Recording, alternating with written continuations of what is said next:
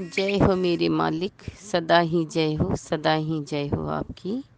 साहिब बंदगी सतनाम, सभी हंस आत्माओं को कोटि कोटि नमन साधुवाद। आज का विषय है जिंदगी। बोलते भी है ना, ये जिंदगी उसी की है जो किसी का हो गया प्यार में ही खो गया। तो वो जिंदगी परमात्मा की है, परमात्मा के लिए हमें खोना है। लोग क्या जगत में ये ले लेते हैं, लेकिन भक्ति मार्ग में परमात्मा को पाना ही प्यार है। जो परमात्मा को पाना चाहता है वो परमात्मा में खो जाता है। वो पूरी सृष्टि से प्रेम करता है, घृणा नहीं करता है, कोई भी गलत कार्य नहीं करता है, काम क्रोध मोह लोभ अहंकार में लिप्त नहीं होता है। ये ज़िंदगी हम जीने परमात्मा की तरफ से आए हैं। परमात्मा ने हमें एक तोहफ़ा दिया है कि आपको मनुष्य जन्म का इतना बड़ा तोहफ़ा दिया है मालिक ने, तो उसका सदुपयोग करें। उसके लिए हम तहे दिल से परमात्मा का शुक्रिया अदा करते हैं कि हमें मनुष्य जन्म दिया। कोटि कोटि अरबों खरबों बार उनका धन्यवाद करते हैं। पता नहीं हमने हमारा कौन सा कर्म करते करते हम आए कि हम यहाँ तक पहुँचे। अनगिनत हमने पता नहीं क्या क्या सहन किया।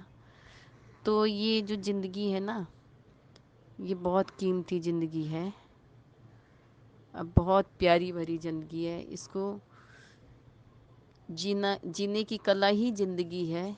हर हाल में खुश रहना हमारे पिछले जन्म का हिसाब किताब है, वो तो हमें भुगतना ही पड़ेगा। लेकिन हम जब परमात्मा की शरण में रहते हैं, गुरु गुरु की शरण, गुरु हमें परमात्मा को पाने का बताता है, परमात्मा के पाने की विधि बताता है। जो जहाँ जैसी भी भक्ति बताता है हम भक्ति करते हैं। उस भक्ति की शक्ति से हम बहुत अच्छे बन जाते हैं, हमारे में पॉजिटिव थिंकिंग आ जाती है, हम बुरा कर्म नहीं करते हैं। तो हमारी ज़िंदगी का है ना, वो बोलते हैं ना, सीढ़ी चालू हो जाती है। नर्सरी के जी 1 2 3 4 वो चालू हो जाती है आध्यात्मिक में। क्योंकि है ना, हाथ में सरसों नहीं उगती है कि आपने उगाया और तुरंत सरसों उग गई। तो इसलिए धीरे धीरे परमात्मा है ना, आपकी जैसी चाहत होती है उस हिसाब से प्रकृति आपको देती है। आप क्या चाहते हो? आप हमेशा अगर अच्छा बोलते हो तो अच्छा होता है, बुरा बोलते हो हर टाइम बुरा सोचते हो तो बुरा होता है। सोच का प्रभाव बहुत पड़ता है। आप हमेशा अच्छा सोचें, सकारात्मक सोचें, ताकि आपका ये मनुष्य जीवन सफल हो। तभी बोलते हैं ना, जीवन तुमने दिया है संभालो तुम ही प्रभु। तो उस प्रभु को अर्पण करो जीवन, ये ज़िंदगी उसको अर्पण करो।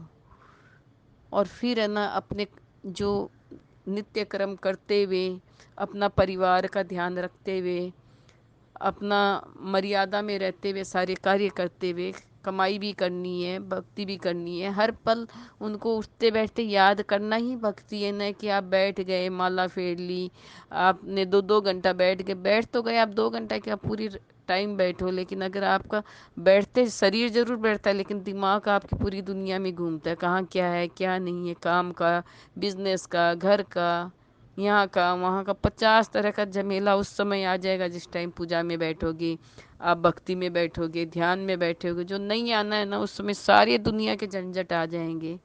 तो परमात्मा ने एक ज़िंदगी दी है, उसका सदुपयोग कर लो। जीवन तुमने दिया है प्रभु संभालो तुम, उसको अर्पित कर दो आप, कि बस जीवन आपने दिया है हमें, बस आप संभालो, आप हमें आगे बढ़ाओ।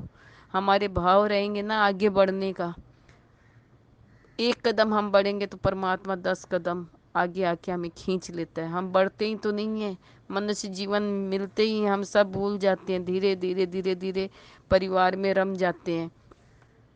हमें आसक्ति हो जाती है हर चीज़ से, मोह में हम पड़ जाते हैं इतना, हम भूल जाते हैं कि हमने मनुष्य जन्म मिला है, हमें ये जीवन मिला है, इसका सदुपयोग करना चाहिए। हम उसका दुरुपयोग करते हैं। जैसे जैसे हमारी उम्र बढ़ती है, हम गलत संगत में चले जाते हैं, गलत हैबिट हम जीवन में धार लेते हैं, गलत हम रिश्ते बना लेते हैं, गलत हम हर कार्य गलत में जल्दी पकड़ लेते हैं। और अच्छाई का बोलो ना तो आप काटने दौड़ते हो। आज के युग की जो परिस्थिति है, लोग अच्छा बोलते हैं तो काटने दौड़ते हैं, बुरा बोलते हैं ना बड़ा अच्छा लगता है, कुछ नेगेटिव चीज़ उनको बताते हैं तो बड़ा अच्छा लगता है। अगर कुछ पॉजिटिव अच्छी चीज़ें बताते हो तो उनके वो अंदर नहीं जाती, क्योंकि काल भगवान तो चाहता ही है कि ये ना अंदर ना जाए। हमारे मैंने जो फैला रखा है प्रोपोगेंडा, वो उस पे चले सब दुनिया, ताकि मैं उनको ग्रास कर सकूं, 84 में डाल सकूं। लेकिन परमात्मा अपने हंसों को भेजते रहता है हम जैसे नीचों को जगाने के लिए, कि ये ना भाई, जागो जागो बच्चों जागो। लेकिन हम जाग गए तो हमें मिल गया, नहीं जागा तो हमारा जीवन बेकार हो गया। तो भाइयों और बहनों, अपना जीवन साकार करना है तो प्रभु का ध्यान करो, प्रभु की भक्ति करो, बहुत कुछ पा जाओगे। हमारे अगर अनंत जन्मों के कर्मों के बंधन भी है, हम कष्ट भी पा रहे हैं, फिर भी परमात्मा को याद कर रहे हैं ना, तो सोचो हमारे कर्म कट रहे हैं। बहुत जल्दी हमारे कर्म कटेंगे। क्या पता बहुत ज़्यादा आना था तो वो कम में हो रहा है, लेकिन वो हमको बहुत ज़्यादा लग रहा है अभी वो भी। तो हम परमात्मा को बोलते हैं कि हमने क्या गलती की परमात्मा, तुम मेरे साथ ऐसे करते हो। परमात्मा किसी के साथ अन्याय नहीं करते, ये हमारी गलती है कि हम करते हैं। और काल भगवान के अंडर में, हम धर्मराज के अंडर में यहाँ हमें, जो ये धरती पे हम आए हैं तो हमें उसका कानून भी मानना पड़ता है। और ऊपर जाते हैं तो भी उसका कानून चलता है। सिर्फ एक जगह उसका कानून नहीं चलता है, कबीर परमात्मा के आगे।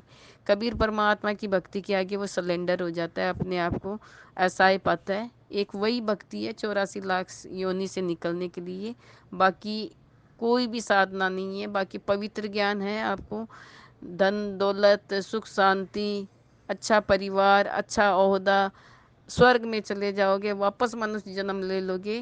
लेकिन एक कबीर परमात्मा की भक्ति है जिसमें आपको 84 में नहीं जाना पड़ेगा। आपने उनको कस के पकड़ लिया तो इस जन्म नहीं तो अगले जन्म, अगले जन्म नहीं तो वो पार करके छोड़ेगा। वो तो पल के बिछाए बैठा है कि आओ बच्चों, लेकिन हम भूले बैठे हैं। वो हमें बार बार किसी न किसी के माध्यम से, किसी न किसी के रूप में वो आके हमें बताता है। कोई ना कोई गुरु बना के वो भेजता है, कोई ना कोई वो प्रचारक बना के भेजता है समझाने के लिए अपने भक्तों को, अपने बच्चों को संभालता है वो। लेकिन हम नज़रअंदाज कर देते हैं तो हम पाते नहीं हैं। और हम अगर उसको ध्यान में ले लेते हैं, अपने जीवन में उतार लेते हैं, तो बहुत कुछ पा जाते हैं। तो परमात्मा ने ज़िंदगी दी है तो इस ज़िंदगी का हर पल लाभ उठाइए, सबको खुशियाँ दीजिए। वापस पाने की इच्छा मत कीजिए। किसी की खुशियाँ देख के, किसी की हंसी देख के जो आनंद आपको आएगा, मैं बोलती हूँ उससे बड़ा कोई आनंद नहीं है। हर एक को खुशियाँ दो, हर एक को प्यार दो, हर एक का रिस्पेक्ट करो। माता पिता, बड़े लोग, बुजुर्गों की सेवा करो, उनका ध्यान रखो। और छोटों का भी ध्यान रखो, बड़ों का भी ध्यान रखो, और अपना भी ध्यान रखो साथ में।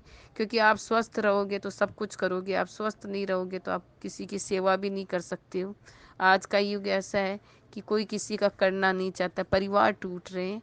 इसलिए परिवार में रहना सबसे बड़ी बुद्धिमानी है। परिवार में पहले लोग रहते थे तो तुरंत है ना, कहीं पे भी जाना होता था तुरंत निकल जाते थे। और आज कहीं जाना पड़ता है तो बहुत कुछ सोचना पड़ता है, पड़ोस के भरोसे जाना पड़ता है। आज का युग किसी के ऊपर विश्वास करने का नहीं है सिवा परमात्मा के।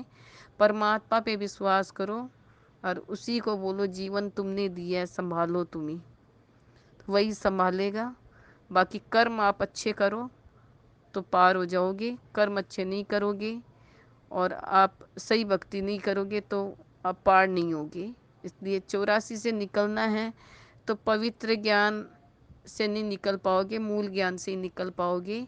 आपको अगर मूल ज्ञान के बारे में जानकारी पानी है तो कैद कबीर सुनो भाई साधु, नितिन दास जी का चैनल है, वो देखें आप। मैं नहीं कहती हूँ कि आप इसमें आओ, लेकिन आप सुनो। ज्ञान सुनने से कुछ भी नहीं होता है, कोई नाम खंड नहीं होता है, कोई आपको धर्म नहीं बदलना है, लेकिन ज्ञान तो जानना चाहिए नहीं कहाँ क्या हो रहा है। हमें सही और गलत का तो पता चलना चाहिए ना। हमें अपना विवेक जगाना जगाना है, कौन क्या कहता है हमें नहीं देखना है। हमें परमात्मा ने जीवन दिया है, उस जीवन का लाभ उठाना है और हमें 84 से निकलना है। इसी शुभ भावनाओं के साथ आप सभी से क्षमा चाहती हूँ, कहीं आपको मेरी बात बुरी लग गई हो तो। आपको कोटि कोटि नमन, साधुवाद। आप सभी मेरा सुनते हो। साहिब बंदगी, सतनाम।